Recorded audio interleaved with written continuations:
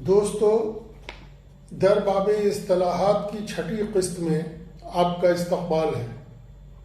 ہمارے یہاں بہت سی اصطلاحات عدم استعمال سے کھو گئی ہیں، یا کم از کم انگریزی تعلیم یافتہ طبقہ جو عموماً بڑے شہروں میں رہتا ہے ان سے ناواقف ہے۔ یہ اس لیے ہے کہ وہ انگریزی میں پڑھتا اور انگریزی میں سوچتا ہے۔ عوامی زندگی سے اس کا رابطہ کمزور ہو گیا ہے۔ اگر اسے انگریزی ٹھیک سے نہیں آتی تب بھی وہ اصطلاحات انگریزی کی ہی استعمال کرتا ہے۔ ہمارا گھر بن رہا تھا۔ انجینئر صاحب بہت دیر تک مستری کو چھجے کے کنارے کے بارے میں سمجھاتے رہے۔ پہلے تو مستری سر کھجاتا رہا، پھر اس کی سمجھ میں آیا کہ یہ پانی کو دیوار تک جانے سے روکنے کی ترکیب ہے، تو بولا، حضور ٹپکا بنانا ہے۔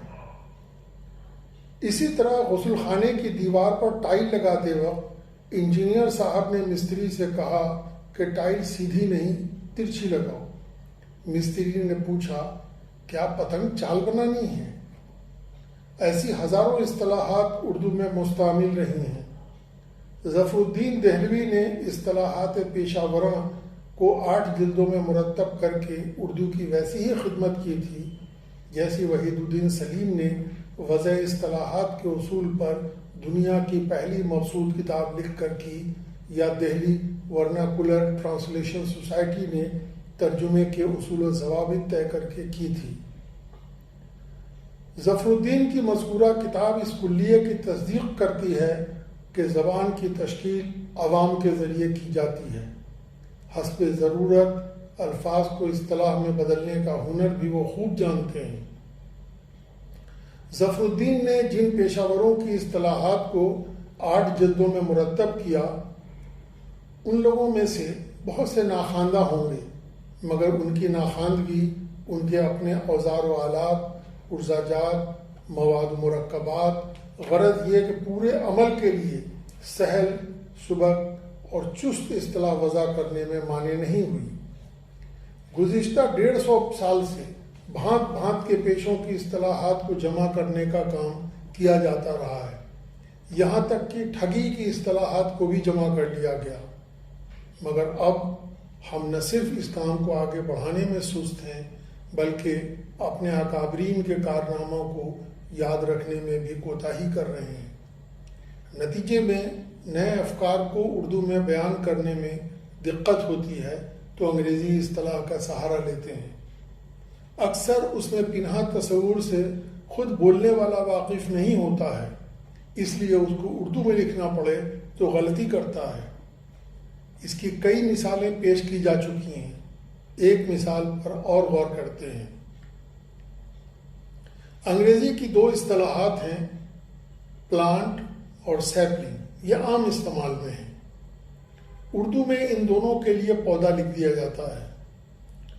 نباتیات کی دنیا میں یہ دونوں اصطلاحات 2 مختلف صورتوں کی نمائندگی کرتی ہیں۔ نباتیات میں پلانٹ، جسے اردو میں پودا کہا جاتا ہے، اس کی تعریف جس طرح کی گئی ہے اس کو آپ اسکرین پر بھی دیکھ سکتے ہیں۔ A living organism of the kind exemplified by the trees, shrubs, herbs, grasses, ferns and moss۔ لیکن سیپلنگ کے لیے کہا گیا ہے A young tree with a slender trunk is known as sapling. The way to remember the meaning of sapling is that tree make sap, the sweet, sugary liquid that in sugar maples get turned into syrup. A young tree then is known as sapling. قابل غور ہے کہ سیپلنگ کے لیے young tree یعنی نوخیز درخت کی بات کہی گئی ہے۔ اس کی تعریف میں پلانٹ کی طرح شربس، ہربس، گراسز، فرنس وغیرہ کو شامل نہیں کیا گیا ہے۔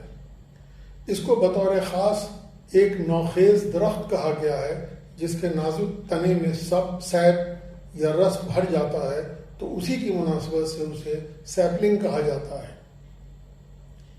اب اس کو اردو میں آخر کیا کہا جائے؟ اس مسئلے نے بہت دنوں تک پریشان کیے رکھا۔ فرہنگ آصفیہ میں اس ضمن میں 2 الفاظ درج کیے گئے ہیں. ان میں سے ایک ہے پود، جس کے معنی لکھے ہوئے ہیں چھوٹا درخت، بوٹا، نیا پیڑ. وہ درخت جو ایک جگہ بو کر دوسری جگہ لگایا جا سکے. پھر پودا کے ضمن میں لکھا ہے 1 یا 2 سال کا درخت، نیا پیڑ، درخت نورستہ، نوبادہ، نہال، بوٹا وغیرہ. اگر پود اور پودا دونوں کے معنی چھوٹا درخت اور نیا پیڑ ہوں تو ان میں فرق کیسے کریں؟ یہ بات تو اداروں کے طے کرنے کی ہے. بہرحال صورت یہ ہے کہ دھان کے بیج سے نکلا ہوا چھوٹا سا پودا جسے گیلے کھیتوں میں بویا جاتا ہے وہ بچھڑا یا بچالی کہلاتا ہے. وہ سیپلنگ سے مختلف اور نسبتاً بہت چھوٹا ہوتا ہے. غذا پیدا کرنے والے بعض نبات مثلا دھان کے بیج کو اگر زمین میں ڈال کر چھوڑ دیا جائے تو ان سے پیداوار کم ہوگی. اس لیے ان کے بیج کو پھوٹنے تک زمین میں دفن رہنے دیا جاتا ہے، پھر اکھاڑ کر درمیان میں مناسب فاصلے سے بویا جاتا ہے. اس کے مقابلے میں سیپلنگ نسبتاً بڑا ہوتا ہے، پود نہیں پودا ہوتا ہے، اور اسے بویا نہیں جاتا، ایک جگہ سے اکھاڑ کر دوسری جگہ لگایا جاتا ہے. یاد رہے سیپلنگ میں سیپ ہونے کی شرط ہے جو بچھی یا بچالی میں نہیں ہوتا. بوٹا تو بہت ہی چھوٹا ہوتا ہے. جہاں تک نوبادہ کا تعلق ہے، اگر یہ سہو کاتب نہیں ہے تو ممکن ہے کسی علاقے میں نوبادہ مشتمل ہو، اس لیے کہ مغربی یو پی کے بعض علاقے میں نئے پھل کو نوباوا کہنے کا رواج رہا ہے. اسی طرز پر نوبادہ بھی مشتمل ہو، مگر اس کا استعمال کہیں نظر نہیں آیا. فرہنگ آصفیہ میں بھی اس کا اندراج نہیں ہے. رجب علی بیگ سرور نے فسانہ عجاب میں لکھا ہے، اے نوبادہ چمن سلطنت، اے گرفتار محنت محبت. جب رشید حسن خان صاحب کے ساتھ میں اس کتاب کے 2 نسخوں کے تقابل کا کام کر رہا تھا تو خان صاحب نے اسے سہو کاتب مان کر نوبادہ قرار دیا. کچھ دیر بعد نثار احمد فاروقی صاحب گھومتے پھرتے پیش ہوا تو انہوں نے کہا کہ یہ سہو کاتب نہیں ہے، یہ لفظ نوباوا ہی ہے. خان صاحب نے اس کا مطلب نیا درخت اور تازہ پھل دونوں لکھا ہے، اس لیے اس سے بھی بات نہیں بنتی. ایک دن میں ابو الفضل صدیقی کی کہانی گلاب خاص پڑھ رہا تھا جس میں ایک لفظ نو تھا، بار بار استعمال ہوا تھا. ابو الفضل صدیقی مغربی یو پی کے صاحب ایجاد انسان تھے جن کو باغات کا بہت علم تھا. تقسیم ملک کے بعد پاکستان چلے گئے تھے. انہوں نے جس طرح اس لفظ کا استعمال کیا تھا اس سے میری سمجھ میں یہ بات آ گئی کہ ممکن ہے پہلے سیپلنگ کے لیے نودھا کی اصطلاح مستعمل رہی ہو.